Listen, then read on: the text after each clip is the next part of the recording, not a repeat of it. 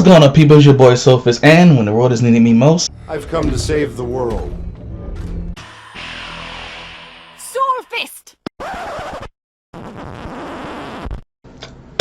So we're gonna talk about Jedi Survivor. I guess I'm just gonna do like a formal review of the game because I have beaten the game right now, and I'm currently playing through the new game plus or new journey plus, whatever it's called right now. So I think I've played enough of the game to kind of sit here and talk about it and how I feel about it and whatnot. And I guess I just have some footage of me playing the game in New Journey Plus, playing throughout this video here and there and whatnot. Not really to emphasize the point or anything, just to have something to look at. But nevertheless, here we go. So Jedi Survivor as a whole, just as a game, it's phenomenal. Probably my most favorite game I played so far this year, maybe even last year, if I'm being perfectly honest. Like that's like including God of War Ragnarok and just everything else that came out last year that I've been playing on this channel. I was actually quite literally in the middle of playing like Resident Evil 4 and haven't like finished it just yet, because I stopped playing it to play Jedi Survivor, and I have not put it down, and I still haven't put it down yet. I'm still playing it. Great game. So let's just go ahead and just talk about it. I guess since the game's already out, it's been out for a while now, I'm pretty sure it's going to be like spoilers in the game, and since I'm using New Game Plus footage of it, obvious spoilers are there. So I guess I just talk about like the gameplay mechanics and things about the game that I enjoy the most, and then I get into some story aspects and things I want to talk about in the game. Gameplay mechanics, like wise, this game has like stepped up everything from the last game that you enjoyed down to like 11, and it didn't even feel like it failed in doing that, because you know some say bigger isn't always better, and this game bigger is better. It's like the last game was very like methodical. You could say it was actually trying to be like Souls. Like I always say, the last game was kind of like Dark Souls mixed with Uncharted, mixed with like Sonic the Hedgehog or something like that. That's kind of the feeling like I play in the game. This game, it has like its own style and feel to it, where it still has those influences that the first game had, but it kind of like it morphed into like its own thing completely and fully. Like the game's speed in general for fighting and whatnot has been amped up and ramped up to a whole new, to like the nth degree and everything, where you feel as like fast as you should feel. That's one thing I will say about the first game. It felt a little too slow, and not slow in terms of like the number of enemies coming at you. It was just slow in the sense of how Cal moved. It didn't feel like you were really kind of like a Jedi, and I guess you weren't. You were a Padawan, so I guess that's kind of like the first game's excuse. But this game, nah, man, you running, dipping, diving, tearing through stuff. You never feel like you're moving slower than you should be. Like platforming, dramatically better than the first game. I remember the first game having some weird thing. We had to like press a button to latch on to something when you're climbing. In this game now, you just jump up, you grab it, he climbs. It's simple. It's simple and it's easily done. The game also added like a buddy system to it, where you have like AI companions follow you around on certain maps throughout certain story missions, and you can do like cool tag team takedowns with them, or they'll interact with the environment to help you reach places you couldn't normally reach. I thought that was really, really cool. It also gives you a character to talk to while you're running around doing stuff, so you won't just be in silence. The droids are here, and goddamn, are the droids stupid. Like I'll find myself just playing the game and sitting on top perch somewhere, or just like listening to them talk. I'm like, these goddamn, the droids are so fucking dumb. I'm specifically talking about like the infantry militia droids, not like the super droids or the roller droids. I'm talking like the Roger, those droids. Oh my god, they're so dumb, but their conversations are entertaining nevertheless. Nothing to say. Nothing. So past that point, the saber combat is very diverse. It's varied, I guess. I was about to say very varied, but that's very redundant. But it's varied, and there are 5 distinct different saber builds you can play with. I played my first playthrough using the double bladed, like the Darth Maul lightsaber, and the dual wielding lightsabers. That was my build. I played the entire story that way.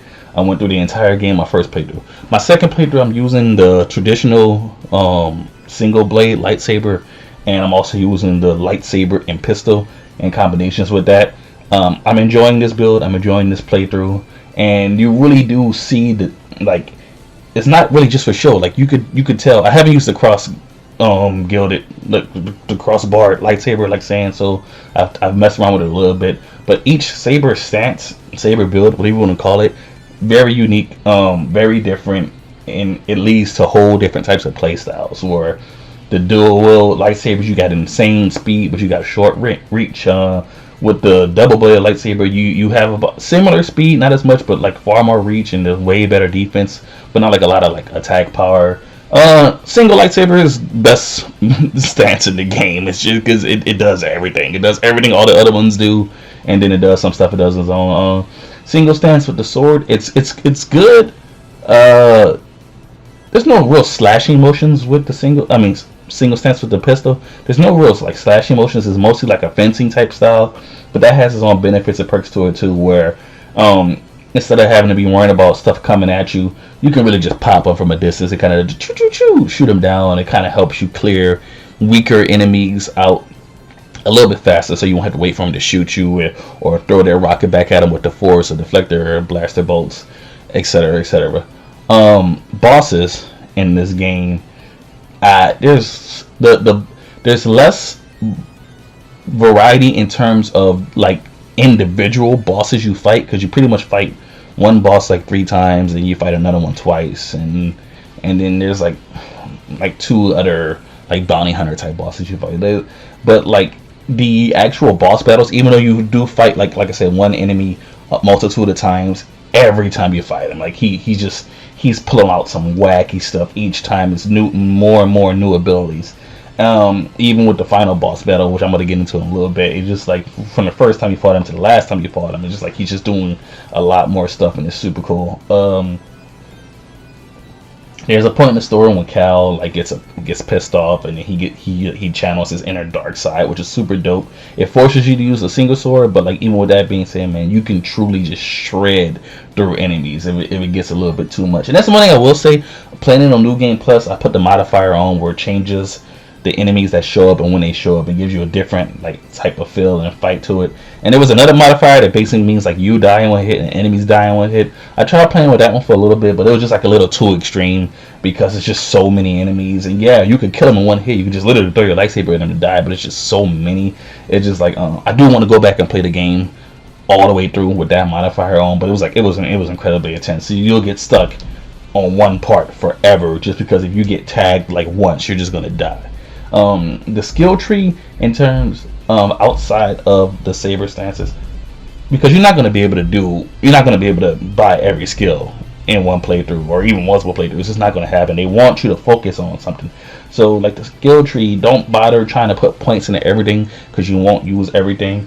Even when it comes to like your force powers, I have literally yet to put any points into confusion whatsoever, or like the Jedi mind trick skill. Haven't done it once, even though it is useful, but the base form is useful enough to see a big monster. Jedi mind trick it, it's going to attack the stormtroopers for you. I never needed to do more than that.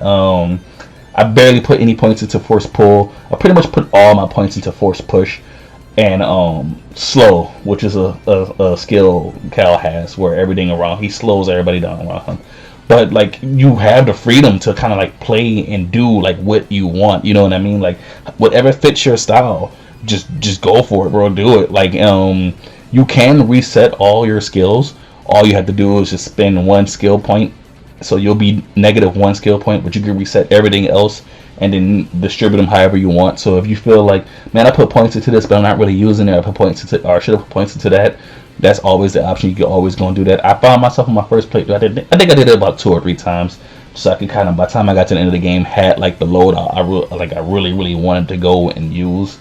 I'm not the biggest fan of the skill point system and the way it functions, because it's like you'll get the first tier of the skill, and then the second tier is going to cost 2 skill points, and then the third tier is going to cost 3 skill points. So it's like you have to level up twice just to get one thing, then level up 3 times to get the thing after that, and it's just like that's a little annoying. So it kind of forces you to hoard your skill points. But if you die, you do lose your skill point progress, unless you, like in the first game, go kill the guy who killed you, and then you get your progress point and get your progress back. But the game you won't lose your skill points. So if you build up the bar and then you got a skill point and then you're building up to the next skill point, if you die, you'll still have that first skill point. So that is appreciated. So you never feel like you're really losing your progress. Tons of collectibles, tons of customizables. Beating the game, going into New Game Plus, you get even more customizables and stuff like that, like lightsaber colors and whatnot. There is like when you beat the game, you get like this rainbow lightsaber. Like every time you swing it, it changes colors. Haven't used it cause I like my gold lightsaber. In my New Game Plus playthrough, I'm playing with a white lightsaber, but you know, whatever the hell. But tons of customizables. I know the the actor for Cal is super like pissed about the poncho. We have an issue here. What? I'm sorry, what is the issue? Well, see, Anthony, Stig, you're talking about the story, gameplay, characters, but you haven't mentioned a poncho. I would only agree to be in the second game if there was a poncho. You think it was because of your story that people play the first game? No. Poncho. I mean, I'm not going to leave the stage until we find out whether or not there's a poncho. Well, how has Cal evolved since we last saw him? What's going on with him? Well, first thing I noticed is he's not wearing a poncho. Cameron! Right. So there's no poncho in the game, but like the customization in the game is so varied, and there's different jackets and this and that and all these different things and different colors you can put on it. You can customize the way the pistol looks. You can customize the color of the pistol. I was like in the first game, you can customize your lightsaber, change the color of it, lightsaber blade, all that stuff. Even customize BD. I'm not sure if you can do that in the first game, but you can customize BD in this one. All in all, look, I think the game's outright incredible. And the last thing I kind of want to touch on is just like the character Bold. And this is what I'm saying is going to get like kind of spoilery. Like, man, when the character Bold is with you since the beginning of the game, man, and he's like the ultimate homie. He's like the ride or die dude that everybody kind of like. Everybody has that one friend. He's like super awesome, and like throughout the entire game, he's always talking about like his daughter. Man, he was such a good friend and like a good dad. And I was like, man, this is my favorite character in Star Wars right now. Then the dude turns evil on you, and I don't even get his villain's motivation, man. It was just kind of ridiculous. He was like the super overprotective dad who would do anything to protect his daughter. But you could have just kept working with Cal, and your daughter would have still been safe. You just turned evil on us for like no reason, bro. Like, I don't know. I thought that was kind of whack. That really hurt my feelings. That's not really a negative on the game. That just hurt my feelings for Bold to like become the main antagonist of the game. I really wish that didn't happen. Darth Vader does make an appearance in this game. Super cool boss battle you have with him. But yeah, nevertheless, outside of that, I would just recommend anybody who hasn't, seriously, go pick the game, play it. I heard the game is really buggy for people playing on PC. I have not experienced many bugs on a PS5. I truly only experienced one bug. And it was at one point where I needed to use my force power, one of my force powers, so I can platform and get to the next area. But like, I just couldn't like lock on to the environment to use my force power on it. So I had to like close the app down and then restart it, and then it worked. That was the only bug I ever experienced. But like, if you're a PC player, I heard the game is kind of like just going through a lot right now. So I don't have any insight or information on that. But it sucks that PC players can't really enjoy the game, because I've been enjoying it. I think it's a great game. I think everybody should seriously just play it, man. It's like super fun. But nevertheless, it is your boy Soulfist. I don't do ratings. You heard my opinions on the game. Hell Hydra.